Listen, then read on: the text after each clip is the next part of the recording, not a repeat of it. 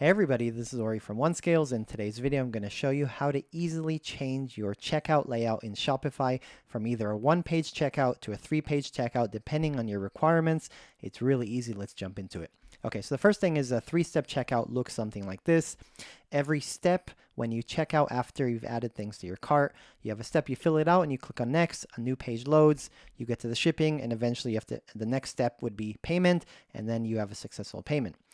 The one-step checkout is everything in one thing. It's everything scrollable. You can put everything here very quickly, and Shopify mentions that it actually performs much better, but we've actually seen that some websites actually perform worse, so you might want to change it depending on your requirements. So how do you do that? Very simply, all you need to go is to go to your backend, go to your online store and your themes, and you have to customize your theme right here.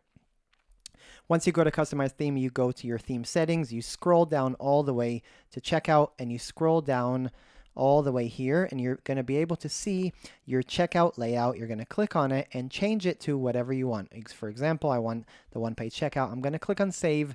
I need to wait about 1 minute till the caching refreshes, and then once you go to your front end, you'll actually be able to go to your cart and click on checkout, and you'll be able to see that it goes to the new checkout.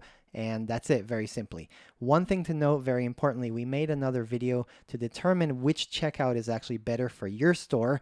Different stores, different businesses have different conversion rates for the one-step or the three checkout. We've noticed that some have better and some have worse conversions, so you might want to check out that video to see which one is better for your store. I'll link the video in the comments and in the description, and that's it. If you like this video, please like, please share, please say hello. Let me know what you think about it, and enjoy.